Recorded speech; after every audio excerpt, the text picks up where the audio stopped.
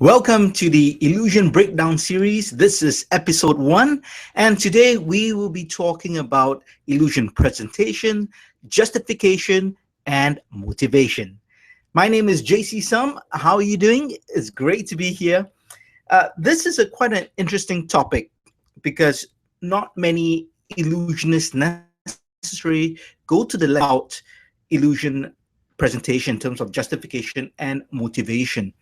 Now, as close-up magicians, we are always thinking about, how can we justify a move? Why are we doing such a thing? What's our motivation for doing a particular thing? Why are we using a certain prop? Why are we putting our hand in our pocket? Why are we, doing this? Why are we making it appear here? Why are we making it appear there? Close-up magicians especially go through lengths of thinking of every single nuance, every subtlety. Stand-up magicians do as well, but not as much as close-up magicians. And when it comes to illusionists, definitely not even as much as the stage magicians or stand-up magicians. So it seems the bigger the scale the show we go, the more we think, well, we don't think about the motivation or justification, or rather we have a very flimsy premise, or we don't need as much justification as we need for close-up magic. And I've seen really excellent close-up magicians try to do illusions and stage magic, and their thought process for justification, motivation go out the window. The great close-up magicians, if they do close-up, everything is thought through. But once they get to the illusion side of things, when they're on a bigger stage, the rules don't should. I started out as a close-up magician. I did close-up magic for years professionally, table hopping, cocktails, the works. I still do a formal close-up show, and I do some close-up in my illusion show as well. So I've always had that kind of foundation and that grounding in terms of thinking about how magic should be presented and why it should be presented. And of course, when we get to illusions, it is true there doesn't seem to be as much thought put in, or rather it's at least not reflected as much, sometimes because of the style of the show, but I do put in a lot of thought for motivation. Now, why does illusion performances seem to get a pass for, justification and motivation?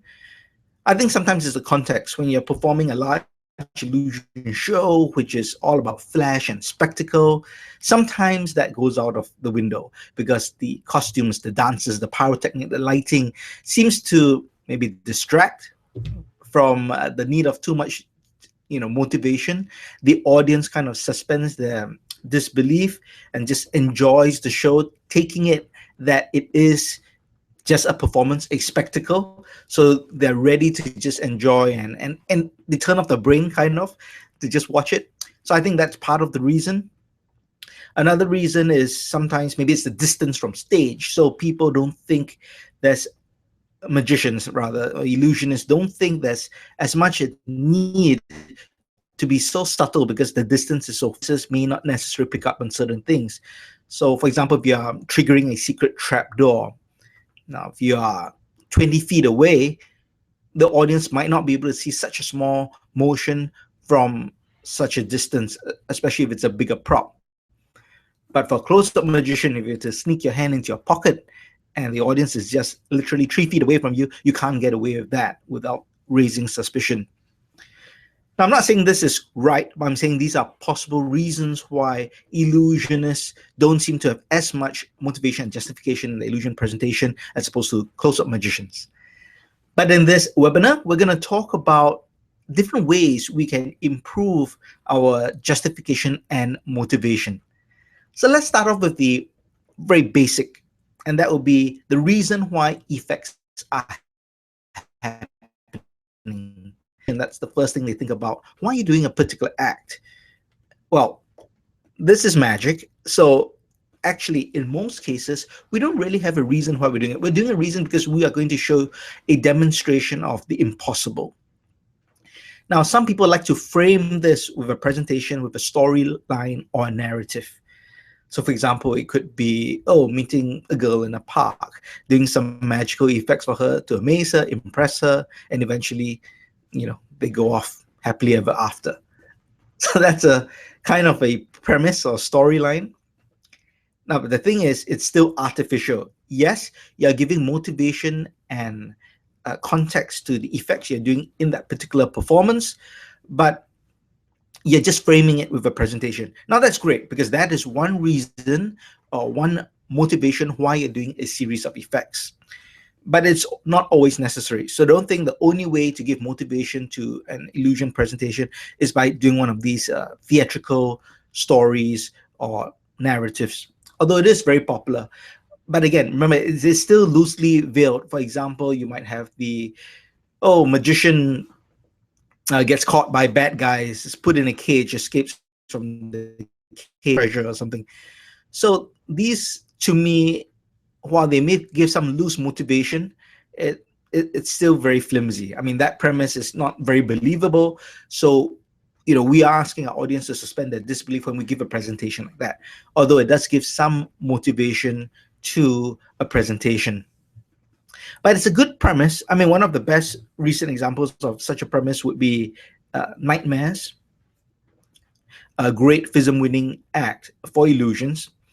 And what Masao did was really great because everything was framed with, him taking a nap, falling asleep, and he basically has nightmares and all sorts of weird magical things happen.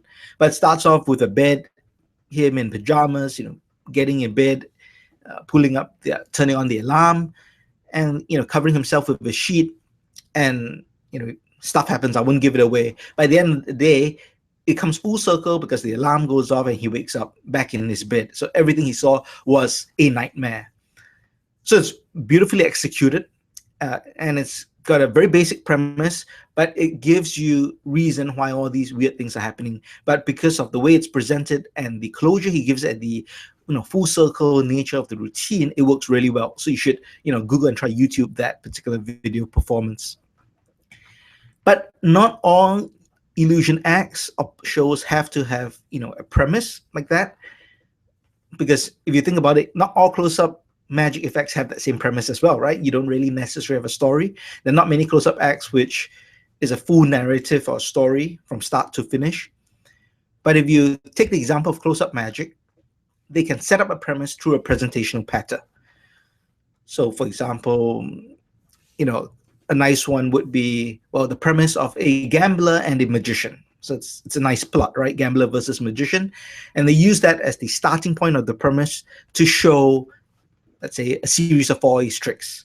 This is how a gambler would do it, and this is how a magician would do it. So that's the premise, that's a presentation, and it gives reason to perform a demonstration or magical production or a series of effects with 4 aces. So when applied to illusions, it could be as simple as magicians are always known to use mirrors in the acts. And well, I don't use a mirror as part of my secret, but I do use a mirror in my act. Now you show a giant mirror, it's examined, and you walk through the mirror. So that's quite a common presentation device. So your presentation pattern can set up your effect or illusion performance. Now, don't just do simple, I have here a mirror, I'm going to show you something cool with the mirror. So that's the most lazy way, or that's the most basic presentation, and that's not very strong. But see if you can frame it in a certain way. Is the mirror a device that you use? For example, in my close-up show, my formal close-up show, I actually start off with the effect of the mirror. And I talk about how magicians always perform or practice their effects in front of a mirror for hours, for days, for months, maybe years, before they actually go beyond the mirror to perform their magic for a live audience. And then I take a silk and I pass it through the mirror. And the name of my show is called Beyond the Mirror because I'm showing them effects that I have taken beyond the mirror to present to them, the live audience. So that sets up a nice premise. It gives a reason for the mirror, and it's got a nice presentational hook for the rest of the show as well. So you can do the same for illusions. I'm sure your brain juices are already flowing. So think about just different ways, creative ways you can set up a plot rather than just introduce, I have here a box. Maybe give some meaning to the box. So the box belonged to a magician, from 60 years ago, and you actually found this at a storage auction a couple of months ago. And everyone thought it was just a crate, but you saw a label or sticker on the crate and you knew it belonged to the great Magicini. And you know he was a great magician from 70 years ago, and this must have been his long lost trunk. And inside the trunk, when you open it, you found all sorts of interesting devices or gadgets or magic apparatus. Now you take them out and you perform some of these smaller effects, and then you go to finish off with the sub trunk. So that's a great story. It is a presentation. It's kind of has a sentimental value. It can be framed a bit mysterious with the right background music as you go along. If you have a battered old trunk with labels, and then there's one label with that magician's name on it, it all sets it up pretty well, pretty nice, and it gives you a reason for your presentation. Another way to give a reason for you to perform a particular illusion is to set it up with a smaller act or illusion. So let's go back to the walking through a mirror. Maybe you start off with a smaller mirror and you do the old bending mirror effect where you take a mirror, put it into a bag, put a giant needle through it, and then later bend the mirror. So that's a bending mirror effect. So maybe you could talk about this mirror, belonging to a magician, or this mirror was found in a magician's house, or maybe you use it to perform close-up magic when you were a kid, when you're much smaller. And then you proceed to do the bending mirror. And then you explain, but now you've become an illusionist, so your props have gotten bigger. And now you show your big mirror, and then you walk through it. So that's a great presentational premise around a prop, and you've set it up with the introduction of a smaller effect followed by a larger illusion. So there are three ways I've talked about of how you can give reason to perform an illusion, to give it motivation, to give it justification. So the first one is to create a storyline or a narrative as you perform an act. Come up with a presentational pattern which introduces the illusion and gives it context and meaning. And finally, use a smaller effect to introduce a larger illusion. So let's look at another way we can give motivation to illusion performance. And one is through the giving reason for using a specific prop. So why are you performing an illusion with that funny looking box or that funny looking ladder and board? Why are you using that weird looking post or pillar? So purists, especially close-up magicians, they might think that any object you use must be recognizable to the audience, and the audience must be able to relate to a particular prop they see on stage. So it's better to do an illusion with a packing crate than an intricate designed sub-trunk. It's better to use a cardboard box with wooden sticks rather than a beautiful looking fire spiker or sword basket or sword box. Now, I personally don't agree with that line of thinking. I think it's okay to use funny looking devices, and I'll explain why in just a while. But going with that particular train of thought, yes, it is a possible good device. You can use it. There's nothing wrong with it. And I think in an illusion show, if you can have one or two effects using that as kind of a basic premise, I think that's great. In the context of using a whole show of funny looking illusion props, it is quite effective to bring out a normal looking cardboard box or some chairs to perform an illusion, because that sets it up. And I've done it. I've done it for, let's say, the chair suspension. I've done an illusion show, and I've talked about, this is in the middle of the show. I've done a whole bunch of different effects and illusions with boxes, with props. But I thought I'll challenge myself now, and I'll try to perform something with items I found backstage. Let's see what we found backstage. Now we bring out some folding chairs, we bring out a board, cloth, a stool, and then I proceed to perform the chair suspension. So that's a basic premise. Given reason why I'm using this weird collection of items, because I found them backstage, and it's a challenge to myself to try to perform some magic or illusions without using my professional magic props. So that can be very effective. And of course, if you use any prop that the audience can identify or recognize, yes, it does help from that, that leap of faith, the logical leap of faith for the audience to think, oh, what's that funny thing? Oh, I recognize it. So what are you going to do? I recognize that. So the fact that you do something amazing with it amazes me even more. I think this holds true very much for close-up, because if you show a 10-year looking plastic prop and it does magic. It's more like a puzzle rather than magic. And many people think that that's the same with illusions. Many magicians, especially close-up magicians and stage magicians, to them, they feel that, well, the fact that you bring out a funny-looking prop, the audience is just going to think it's a puzzle and it's not magic. I would say yes, if it's performed badly, just like a piece of close-up magic, if it's not done well, magic, the same is for illusions. It is not true that just because you use a funny-looking box, it's a puzzle. It's not magic. It's really it depends how you use it. With illusions, as I mentioned earlier, we do have some leeway because when audiences see a big illusion show, they kind of are willing to accept that I'm going to see weird props, I'm going to see costumes, I'm going to see lights, special effects, a spectacle. I accept this as part of your presentation. So if you bring out a funny looking prop that I don't identify with, but you are obviously comfortable in using it, I accept it as your professional tools. Me as the layman, I'm just here to enjoy you presenting your magic with whatever strange boxes or devices you have. I accept that as long as that prop within the design itself, which I'll get to in a bit, and the look of the prop, you know, makes me believe that what I see is magic, even though it looks like something I've never seen before, I'll still accept it as magic if it's performed well. Okay, so to kind of put it together, yes, you can give reason for props by using a regular device and giving a reason why you're using a regular item, as I gave the example for the chair suspension with stuff I found backstage.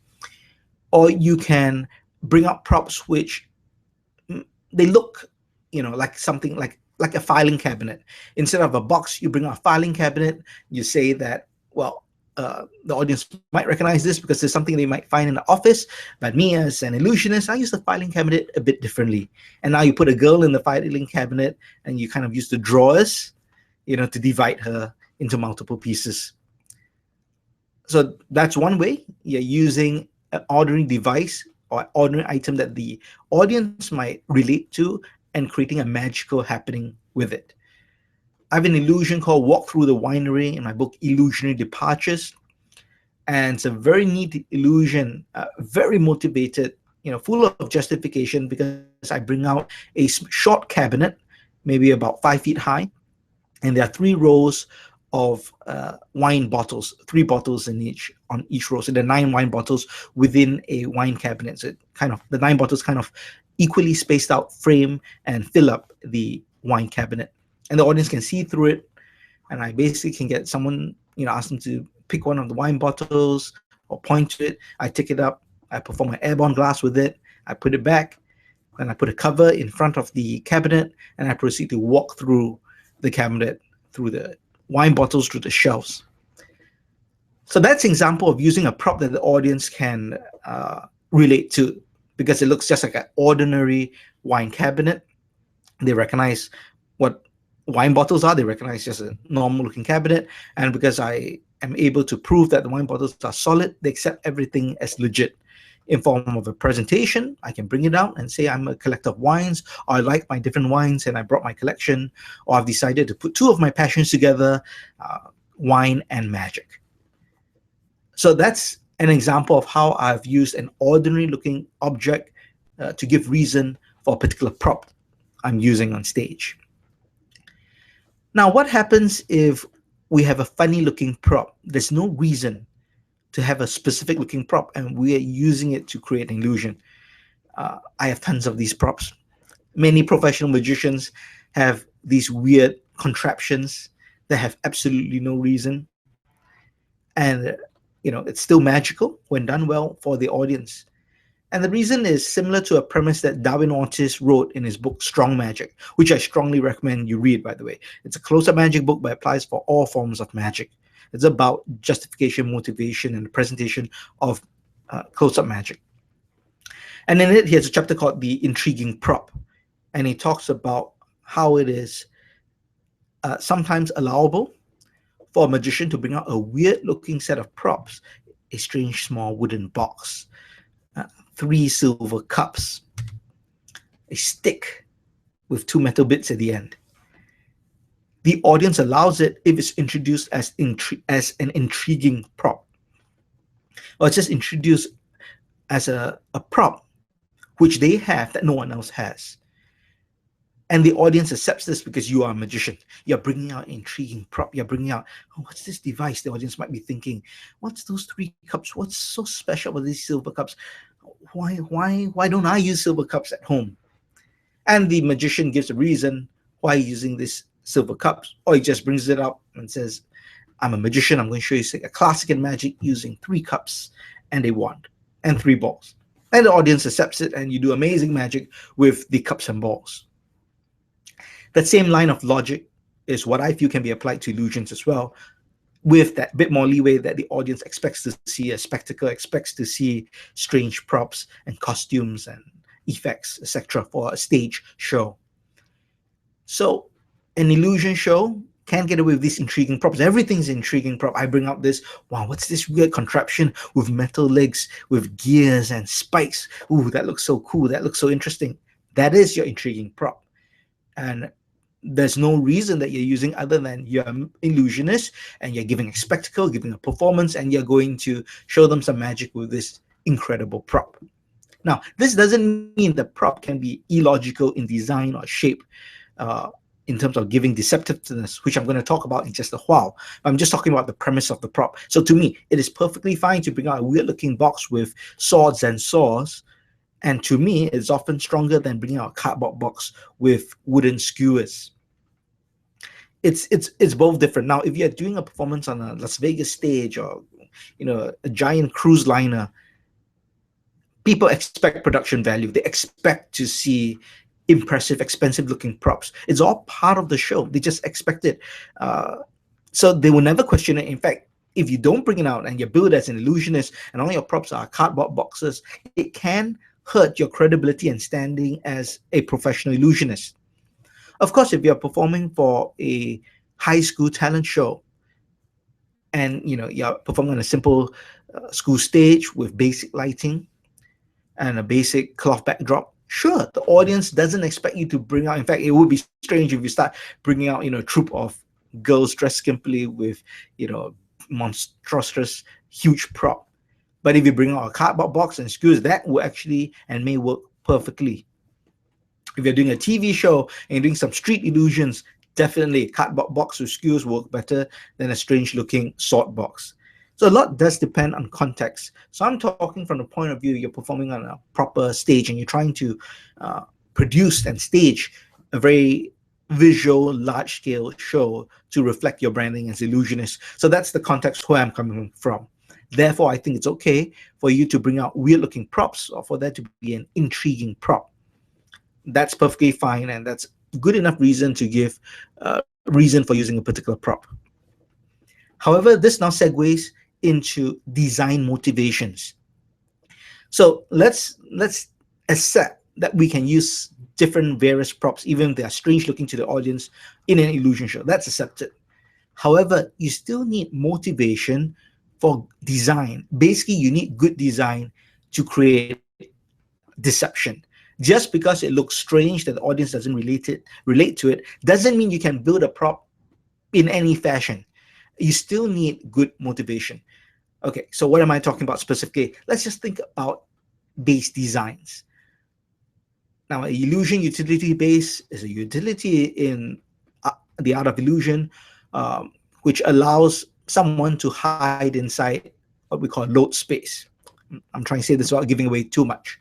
But essentially, you are trying to hide someone within the thickness of a tabletop or platform.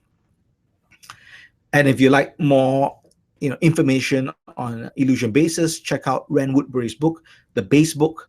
And I also discuss my base work or my approach to bases in my book, Illusion Departures. And I also have a set of premium illusion plans who have a video and detailed plans on illusion bases.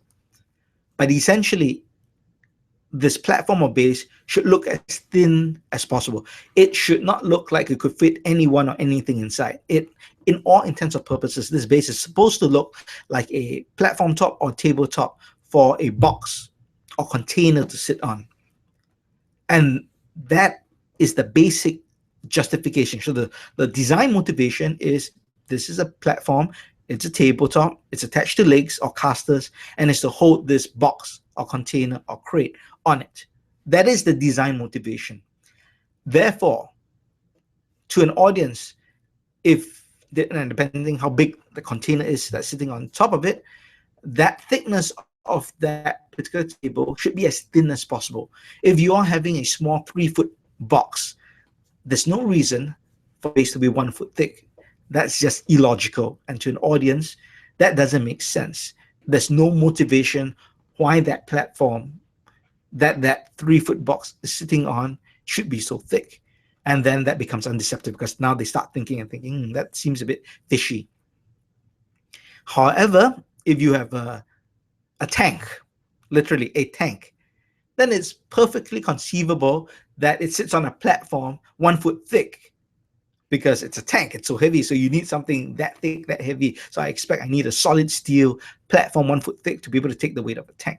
So it is contextual, and there's perspective. But in most illusions that we perform on stage, and I'm just making a general statement, let's just call it a prop that makes a person disappear, appear. A container that size to hold a single human being should sit on a platform that looks maybe 6 inches thick. That's it.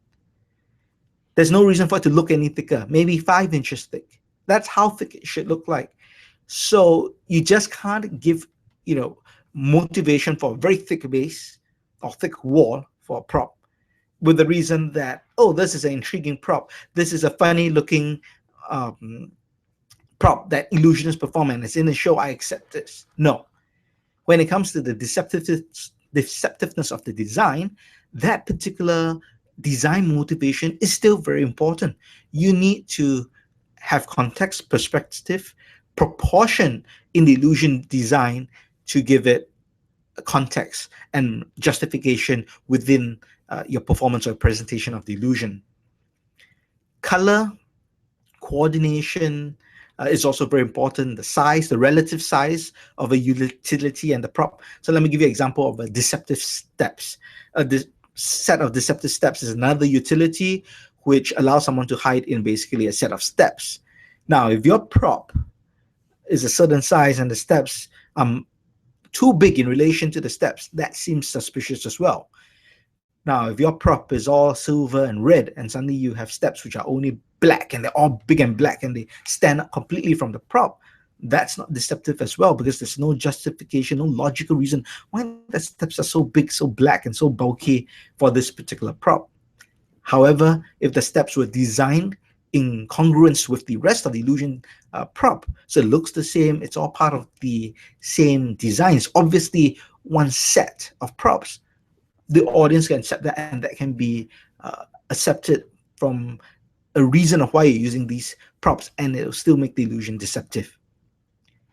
If you're performing a sub-trunk, a sub-trunk is the metamorphosis where one person gets into a trunk, another person stands on top, and they lift up a cloth and they exchange places. Now, the trunk is supposed to appear solid, but if one part of your trunk seems to have a big black hole or, it looks like there's a part which looks separate from the rest of the trunk and gives suspicion that maybe there's a sliding panel, maybe there's a trapdoor that opens up, then that completely ruins the illusion because there's no motivation or justification for a big black hole in the middle of your substitution trunk. So good motivation is to build it such that everything looks like one solid piece as an audience or layman would expect a trunk to look like.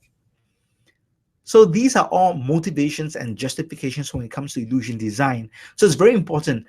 Don't just give the excuse that, oh, this is an illusion prop. No one knows what it is. So it's okay if it's not built deceptively, or rather, no layman would think that anyone can hide in this because it's an illusion prop and they have no idea what it is. That's a very weak argument. So no, that doesn't work.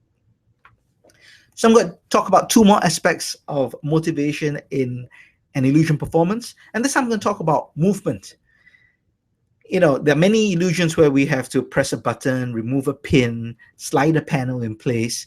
And all this is supposed to be done openly in front of the audience. And, hopefully they don't see it, right? The secret motion. And it works at least more than half the time because of the distance and the size of the prop. So the audience may not necessarily see you, fiddling around with a button or doing something funny. But I think that's, again, that's lazy, that's weak. Close-up magicians who spend hours thinking why they have to do a certain move, why their hands have to be in a certain position, why they have to turn their body, to do certain things. And that's great thinking, that's a great line of thought, and they should be applied to illusions as well. One form of magic, manipulation, stage manipulation, where magicians produce cards, balls, and stuff. That's one particular branch of magic I feel, for some reason, gets away without having motivation.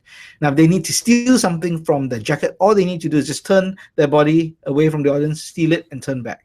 I don't really understand why this is allowed, because I see it sometimes in magic competitions as acts which people think are good, and I have no idea why it's justified or allowed, because that's the worst possible motivation. Now, think about a close-up magician. If I was supposed to steal something from my pocket and my motivation was to just turn my body, put my hand in, and come back, that's probably, any close-up magician would agree, that's the worst way to steal something.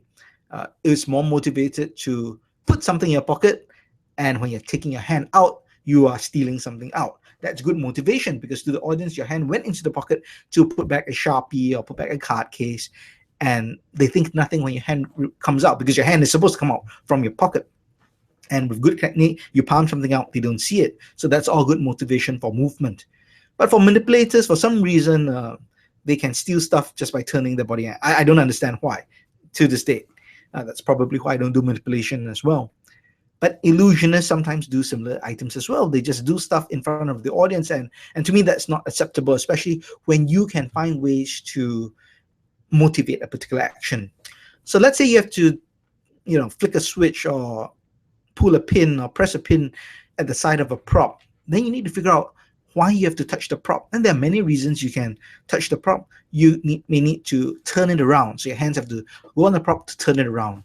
Maybe you just want to shift the position by moving it 6 inches in front. And during this position, you're using the bigger action to cover a smaller action. As you push the prop, you trigger a device or some mechanism.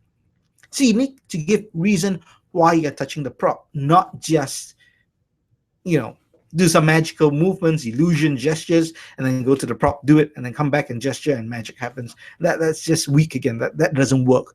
So you can think of different reasons. Maybe the prop is dirty, so you're going there and you're brushing away a bit of dust. If that works for your presentation. Maybe you have a cloth, you're going to polish it to clean it. Maybe you have a sword, so you're showing a sword, you're putting a sword on the box or in the box, and you're using your other hand to activate a panel.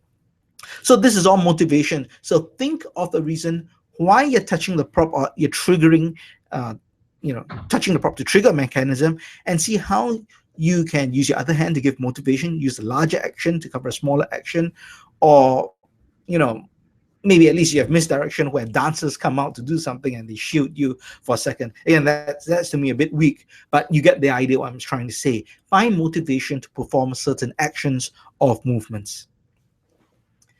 The final aspect of motivation and justification when talk about illusion presentation is time misdirection. Okay, we all know what misdirection is, right? You have to misdirect your audience or direct your audience's attention away from something when you do a funny move. So for close-up magicians, when I load a final load on the cup for cups and balls, I would lift up the cup to reveal a small ball, and under the misdirection, I'll kick the ball so it rolls forward. Under the misdirection of that rolling ball, which appears under the cup, I load my final load. So we all know what misdirection is. So what's time misdirection? Time misdirection is generally referred to allowing a space of time between the magical execution or the technique and the revelation of the magic. So in the case of the cups and balls example, so misdirection is when I lift up the cup to reveal a small ball and I load the lemon into the cup. Now I place the cup onto the table. If I were to just immediately lift up the cup to reveal the lemon, that may not be too good, because the audience might be able to reconstruct that, oh, maybe he just shoved it in and then he lifted it up. So time misdirection means to give some time between the loading of the lemon and revealing it to misdirect away from the fact of when you did it. So it's kind of misdirection, but it's time misdirection. It's giving a period of time. So you might load the lemon, set the cup on the table, and tell the audience or reiterate what just happened, or kind of give us a quick summary, or finally take the ball and say, you've been watching the ball all this time, but because you've been watching the ball, watch very carefully, you didn't watch the cup, and now you lift up the cup, and the audience's mind is blown because they had no idea when, even they can't even reconstruct, because as far as they're concerned, the cup was on the table all this while. So they can't, they have the inability to reconstruct because of the time that's passed. So that's the concept of time misdirection. And it is used, of course, in times for illusions, from the time a girl gets in the box to the time she actually disappears and reappears. That's time misdirection. You need time misdirection from the time a girl gets into a box, even if it's a simple box, let's say like a zigzag girl or sword basket. She needs time to get into position. So you need to create time misdirection before the girl gets, before you put in a sword, for example. So the girl has to get in. You can't immediately chuck in the sword because you probably kill the girl. So you need the girl to get in position. So what is your time misdirection? What's your motivation to give the misdirection? I don't like the dancing around a prop for no reason. Sometimes magicians do that. If one girl gets in the box, another girl comes, dances around the magician, touches him and stuff. I personally don't like that approach. I think it's weak. I think it's in fact, it's distracting. It pulls focus away from the attention. In this case, the attention should be on the box and the girl who has just gone in, not another girl. Now, if you're doing a sword box, it's perfectly logical after the girl has gone in to pick up a sword, to stand, in line with the prop, to brandish the sword, to show it, maybe give it a bit of flourish, or to show how sharp it is by cutting a carrot or a piece of balsa wood. That creates a couple of seconds needed for the girl to get in position. So that is good time misdirection. So think of ways you can create time misdirection that is logical to an audience. Try not to resort to just getting a girl to come up, or to light a piece of flash paper for no reason, although it's good visuals, bubblegum. But try to think of a reason that is logical to create a space of time from the audience's point of view. So that's basically it for this Illusion Breakdown series, episode 1. We've talked about justification and motivation when it comes to illusion presentation. I hope you enjoyed it. Stay tuned for episode 2 very soon. My name is JC Sum. Hope to see you on stage.